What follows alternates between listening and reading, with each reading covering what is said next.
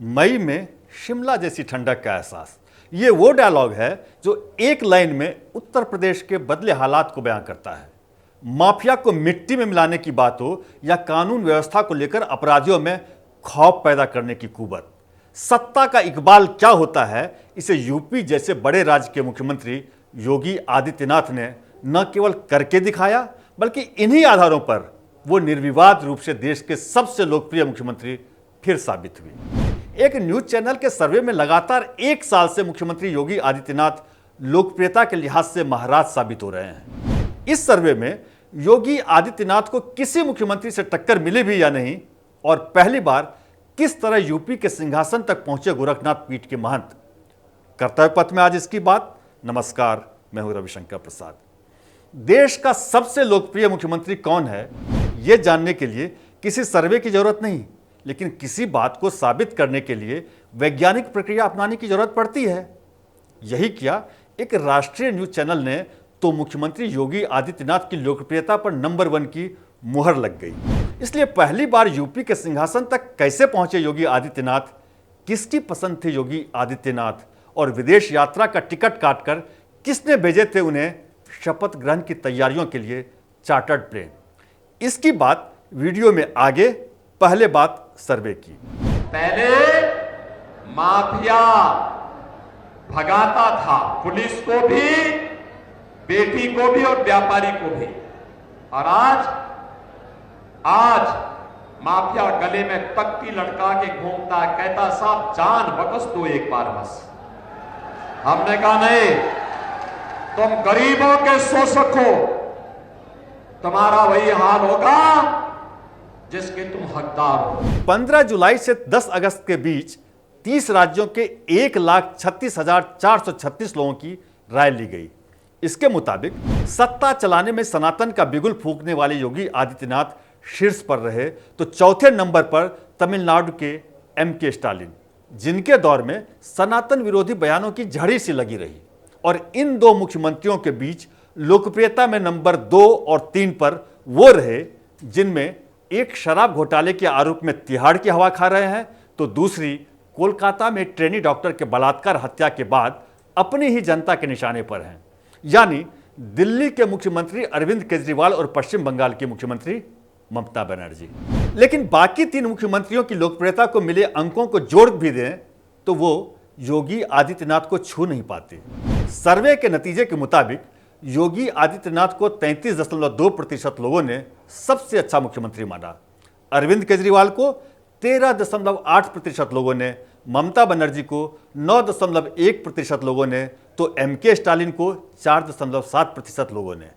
UP के मुख्यमंत्री कई साल से टॉप पोजीशन पर हैं। लेकिन आपको जानकर हैरानी होगी कि 2017 में यूपी विधानसभा के चुनाव के ऐलान होने के बाद और मतदान होने तक मुख्यमंत्री पद के दावेदारों में उनके नाम को लेकर न तो कोई चर्चा थी और न ही उन्हें कोई गंभीर दावेदार मान रहा था।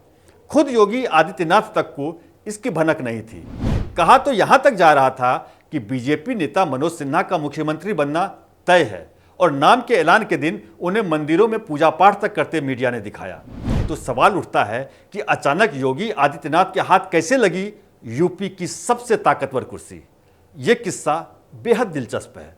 साल 2014 के लोकसभा चुनाव के बाद देश मोदी लहर पर सवार था।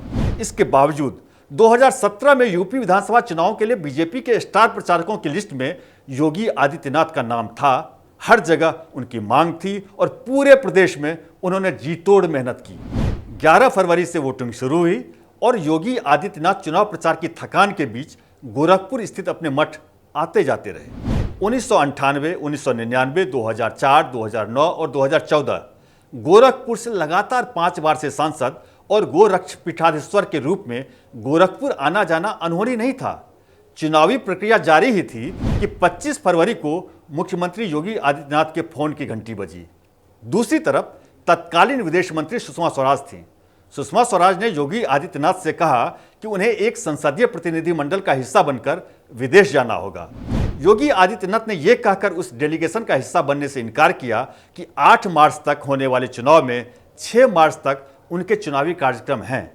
इसके बाद सुषमा स्वराज ने उन्हें बताया कि यह डेलीगेशन 6 मार्च के बाद जाएगा और उन्हें ही इस डेलीगेशन को लीड करना है। अब इसके बाद बैकग्राउंड के बारे में आपको बताते हैं। इस डेलीगेशन को कौन लीड करेगा, इसे लेकर असमंजस था। ऐसे में विदेश मंत्री सुषमा स्वराज ने प्रधानमंत्री नरेंद्र मोदी से राय मांगी। प्रधानमंत्री ने अपने ही हाथों से डेलीगेशन की लिस्ट में योगी आदित्यनाथ के नाम पर टिक लगाए, यानी सहमति दी।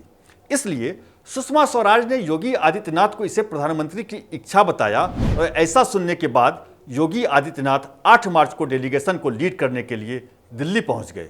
उनका पासपोर्ट पहले ही जा चुका था। इधर योगी आदित्यनाथ विदेश यात्रा की तैयारी में लग गए, उधर यूपी में 11 मार्च को होने वाली काउंटिंग की तैयारियां जोर पकड़ने लगी। ऐसे में ज्यादातर लोगों ने मान लिया कि योगी आदित्यनाथ यूपी के सीएम पद की दौड़ से बाहर कर दिए गए हैं।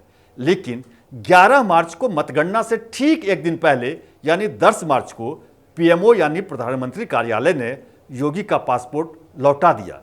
कहा गया कि योगी संसदीय प्रतिनिधिमंडल के साथ विदेश दौरे पर नहीं जाएंगे। जैसे ही सुषमा स्वराज को पता चला कि योगी का नाम डेलीगेशन से काट दिया गया है, वो फौरन प्रधानमंत्री से मिली। उन्होंने पीएम मोदी को याद दिलाया कि खुद प्रधानमंत्री ने ही उनका नाम डेलीगेशन में जोड़ा था। इस पर प्रधानमंत्री ने सुषमा स्वराज से कहा कि यूपी को योगी जी की जरूरत है। यह पहला संकेत था जब लगा कि यूपी के सीएम पद की रेस में योगी बने हुए हैं। चूंकि 11 मार्च को वोटों की गिनती होनी थी, इसलिए योगी दिल्ली से गोरखपुर जा चुके थे। इसी बीच सुषमा स्वराज ने योगी आदित्यनाथ को फोन कर बताया कि प्रधानमंत्री जी ने उनका पासपोर्ट लौटा दिया है और कहा है कि काउंटिंग की वजह से उनका यूपी में रहना जरूरी है। पासपोर्ट लौटाए जाने की जो वजह सुषमा स्वराज ने बताई, ये योगी की दावेदारी का दूसरा बड़ा संकेत था। बीजेपी ने यूपी में जिन 384 सीटों पर उम्मीदवार उतारे थे, उनमें 312 पर जीत दर्ज की। एनडीए को 325 सीटों पर जीत मिली। इस ऐतिहासिक जनादेश के बाद योगी दिल्ली या लखनऊ परिक्रमा के बजाय गोरखपुर में ही डटे रहे और 13 मार्च को होली भी उन्होंने गोरखपुर में ही मनाई। चूंकि योगी आदित्यनाथ तब सांसद थे, इसलिए 16 मार्च 2017 को वो बीजेपी संसदीय दल की बैठक में हिस्सा लेने दिल्ली पहुंचे। संसदीय दल की बैठक में योगी आदित्यनाथ और तत्कालीन बीजेपी अध्यक्ष अमित शाह की मुलाकात हुई, जहां अमित शाह ने कहा कि वो अलग से उनसे कुछ बात करना चाहते हैं। इसके बाद योगी और अमित शाह की मुलाकात हुई, लेकिन इस सामान्य बातचीत के अंत में अमित शाह ने केवल इतना कहा कि आप अभी दिल्ली छोड़कर मत जाइएगा। ये योगी आदित्यनाथ के लिए तीसरा बड़ा संकेत था। चूंकि इस बीच योगी आदित्यनाथ को किसी नेता या पार्टी की तरफ से साफ साफ कोई संदेश नहीं मिला था, इसलिए एक दिन बाद 17 मार्च को योगी आदित्यनाथ दिल्ली से गोरखपुर पहुंच गए। शाम के करीब 6 बजे थे। अचानक योगी के फोन की घंटी बजी तो दूसरी तरफ अमित शाह थे। अमित शाह ने योगी से पूछा कि वो कहाँ हैं। इस पर योगी ने बेहद संकोच से बताया कि वो गोरखपुर पहुंच चुके हैं। इस पर अमित शाह ने योगी से कहा कि जब उन्होंने उन्हें दिल्ली में रहने को कहा था तो उन्होंने ऐसा क्यों किया। इस पर योगी ने जवाब दिया कि चूंकि दिल्ली में उनका कोई काम नहीं था, इसलिए वो लौट आए। अमित शाह ने योगी से तुरंत दिल्ली लौटने को कहा। चूंकि ये बातचीत शाम के करीब 6 बजे हो रही थी, इसलिए उस वक्त दिल्ली के लिए न तो फ्लाइट थी और न ही ट्रेन। योगी ने अमित शाह से इस परेशानी का जिक्र किया। इसके बाद अमित शाह ने योगी से कहा कि वो दूसरे दिन सुबह चार्टर्ड प्लेन भेज रहे हैं। उसी प्लेन से योगी दिल्ली आ जाएं और इसके बारे में किसी से कोई चर्चा न करें। बातचीत के मुताबिक योगी दूसरे दिन दिल्ली पहुंच गए। सुबह 11 बजे योगी और अमित शाह की मुलाकात हुई। इसके बाद अमित शाह ने उसी चार्टर्ड फ्लाइट से योगी को लखनऊ जाने को कहा और बताया कि शाम की 4 बजे विधायक दल की बैठक में उन्हें नेता चुना जाएगा और अगली सुबह उन्हें मुख्यमंत्री पद की शपथ लेनी है। बात जंगल की आग की तरह फैली तो गोरखपुर में गोरखनाथ मंदिर के आसपास का उत्साह हिलोरे मारने लगा।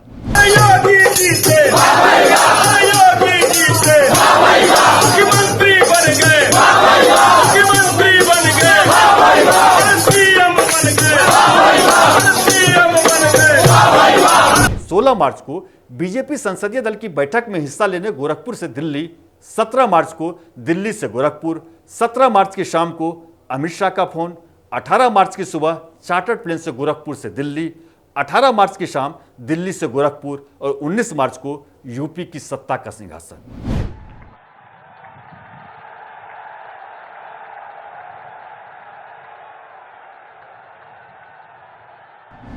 19 मार्च 2017 से योगी आदित्यनाथ जिस सफर पर निकले वो लगातार जारी है और उनकी लोकप्रियता का ही कमाल रहा कि 2022 में उन्हें फिर से यूपी की कमान मिली।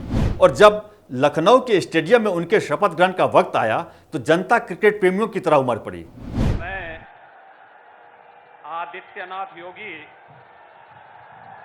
ईश्वर की शपथ लेता हूं कि मैं विधि द्वारा स्थापित भारत के संविधान के प्रति सच्ची श्रद्धा और निष्ठा रखूंगा। तब से लोकप्रियता के मामले में योगी लगातार झंडे गाड़ रहे हैं। लोकप्रियता के मामले में नंबर 1 मुख्यमंत्री योगी आदित्यनाथ ने 15 अगस्त 2024 को लगातार 8वीं बार ध्वजारोहण कर यूपी में नया रिकॉर्ड बनाया। यूपी में सबसे ज्यादा दिनों तक मुख्यमंत्री रहने और लगातार 2 बार यूपी का मुख्यमंत्री बनने का भी रिकॉर्ड उनके नाम हो चुका है। यूपी जैसा राज्य हो और 10 साल लगातार एक ही सरकार हो तो लोकप्रियता गिरने का खतरा रहता है, लेकिन जब सत्ता में हो योगी जैसे संत तो तमाम अंदेशों का होना ही है अंत। यूपी में बतौर मुख्यमंत्री लोकप्रियता में टॉप पर बने रहना तो यही कहता है। आप क्या सोचते हैं, क्या देश में योगी से बेहतर कोई और मुख्यमंत्री है? अपनी राय कमेंट बॉक्स में जरूर लिखें और ये वीडियो पसंद आया हो तो इसे लाइक और चैनल को सब्सक्राइब कर हमारा हौसला बढ़ाएं।